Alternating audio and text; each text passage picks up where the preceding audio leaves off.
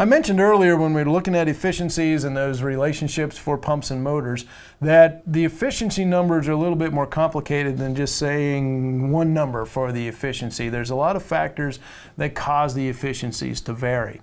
And this graph that is presented in your textbook gives us a good way of taking a look at these efficiencies. And you see it's got a number of things plotted there. It plots efficiency on the y-axis. You see separate curves for the torque efficiency and the volumetric efficiency, and the combination of the two then of the power efficiency. And we can see right off that that power efficiency varies drastically, so there's a real maxima in there at some point where we get the best efficiency out of that device.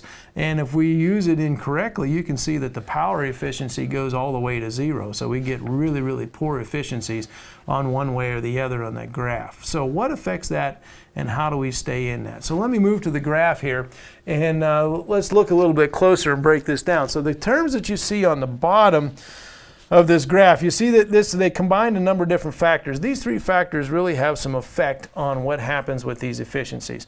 We have the viscosity there, mu, we have N, which is the rotational speed, and we have delta P. And this graph came out of your textbook, and it's focused on pumps, but we could do the same kind of a discussion for motors as well. So we have the same thing that's happening in there. So that's why the extra subscript P there is for pumps, okay? And again, we're just reminding you that power efficiency is the combination multiplying the volumetric efficiency times the torque efficiency. So that's why these two go together. So when one of these goes down to zero, the power efficiency is going to go to zero. And so the power efficiency is always less than the other two when we put them together. So what's going on? So let's break this down.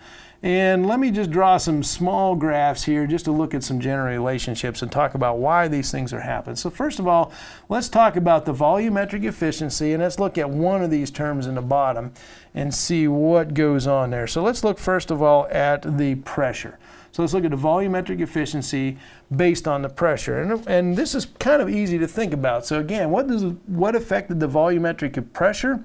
The volumetric efficiency. The volumetric efficiency was affected by the leakage in the pump. So as pressure increases, that's going to want to squeeze more stuff through the cracks and crevices in that pump, and that's going to make my leakage increase. So as my pressure goes up, my leakage is going to increase, which means my volumetric efficiency is going to decrease. So pressure is going to have an effect on that, and we see that because pressure is in the denominator here. So as my pressure gets bigger, this term we move into the left on the graph down here, so that moves my volumetric efficiency down to the left. Okay, so that's going to affect it that way. So now let's look at another one of these terms down there. Let's look at the speed. So let's look at the volumetric efficiency now and break it down with the rotational speed. So how does that affect it? How does speed affect it? Well, again, the leakage is primarily affected by the pressure. So if the pressure is staying constant and my speed goes up, well, let's think about this. Efficiency is based on a percentage. So it's the amount of loss I have relative to what is coming out. That's how I calculate efficiency. So it's not the actual amount of leakage, it's the relative percentage or the amount of leakage relative to what's coming out of it. Well, what happens as my speed increases, my overall output from the pump increases as well. So that leakage, if the pressure is staying constant, the leakage amount is staying about the same, which means relative to the flow rate out of the thing, then the efficiency is going to get better. So as the speed goes up, the leakage becomes a smaller portion of a smaller portion or percentage-wise of the flow rate coming out, so that makes my efficiency go better. So that tells me, okay, so if I want my pump to work really good, I need to run it at a low pressure and at a high flow rate, and then the efficiency looks really, really good. Okay, so I got to have some pressure to get some power out of it because I got to have flow and pressure. So what's my optimum point in there? The other term that's down there I'll look at quickly is how does the volumetric efficiency, how is it affected by viscosity? All right, so if we think about that, how's the viscosity affected? Well, the viscosity and the speed are in the numerator, so if they're both in the numerator, that should tell me that the volumetric efficiency, they should both be the same. They should increase, but why is that? Think about the viscosity of a fluid, the leakage coming back through the pump. So if that fluid is thicker, it's not going to go through the cracks and crevices in the pump as easily, and so there's going to be less leakage as my viscosity, as my fluid gets thicker, and so that's going to move it up. So we can see that relationship is kind of breaking down all three of these. Okay, so based on just the volumetric efficiency, I want to run it fast, and I want to have low pressure. Okay, so now let's look at the other one. Let's look at, so this is volumetric efficiency. Let's look at the torque efficiency now, the friction part of it. So A to sub T, how is that going to be affected by pressure? So let's look at that one first. Torque efficiency based on pressure. Let's see. So what does torque efficiency come from? What causes that inefficiency? That's the friction, okay? So that's the amount of friction. So it takes so much torque to be able to get a certain, to actually just make the pump move, just to make it turn. So I got to have that much torque to overcome it. And then any more torque that I have to use there, that's going to be an increased pressure. So the higher the pressure, the more torque I get out of the pump. So if it takes a certain amount of torque to overcome the friction, but as I increase my pressure, I get more and more torque out of the pump. That goes back to that flow rate that we talked about with the speed. If I'm developing more torque out of the pump, that means that the higher torque, that friction torque has become a smaller and smaller percentage of it, so my torque efficiency goes up with pressure. So, okay, right here's the conflict. So now, based on torque efficiency, I want to run at high pressure. Based on volumetric efficiency, I want to run at a low pressure. So there's going to be, where's the optimum point in there? So you can see how this is laying out.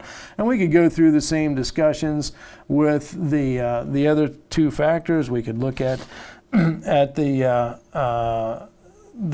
torque efficiency based on the rotational speed, based on N, and so it's going to go, and I'll let you guys think about that, and your book talks about why this is the case, but it would go down, the torque efficiency based on with the viscosity. Again, that efficiency is going to go down, so the thicker the fluid, the harder it is to turn.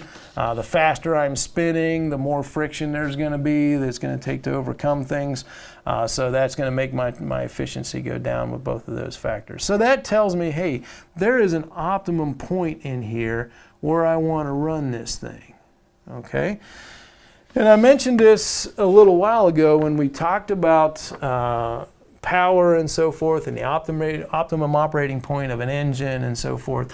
And I said with fluid power systems, we usually end up with this real sharp local peak in terms of efficiency. And so machines that have hydrostatic mechanisms, so like the sugarcane harvester that we looked at a little while ago, how it's all hydrostatic, it's all hydraulic. So there's hydraulic pumps on the engine, and that's it.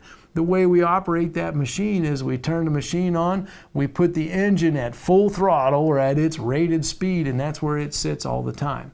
So the engine's not always running most efficiently because it's running at a real high speed, but it has to because of this inefficiency problem here. If I slow that engine down, that's going to slow the pump speed down, which is going to move it off of the point of that peak of that curve, and now the hydraulic system is going to be running inefficiently. So we always have this battle between my power source and especially when it's an internal combustion engine, and the fluid power system is how we keep the efficiencies running really well.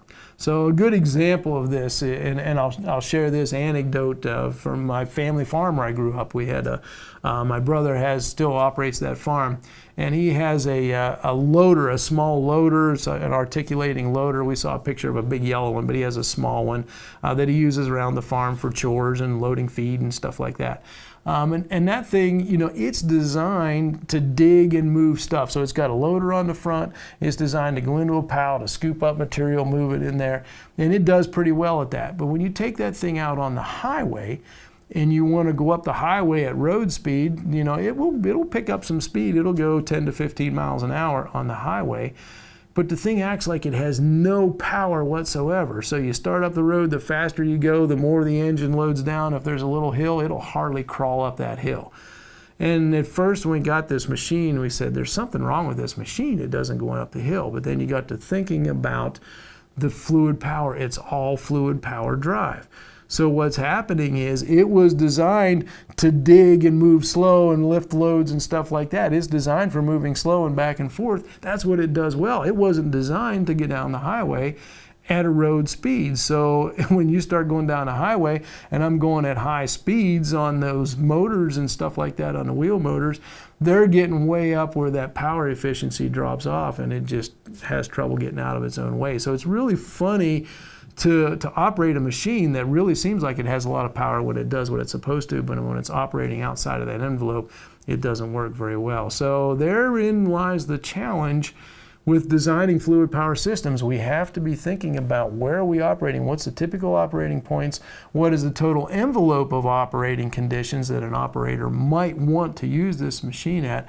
How do we design to accommodate those things? Maybe we have some fixed gear transmissions where we have a low range and high range so that we can put it in a different gear and allow it to go up the highway or something like that. So we do some things like that in machines so that we can capitalize on more efficiency over a wider performance envelope. So that's efficiency. Again, it's complicated. There's a lot of stuff that goes into it.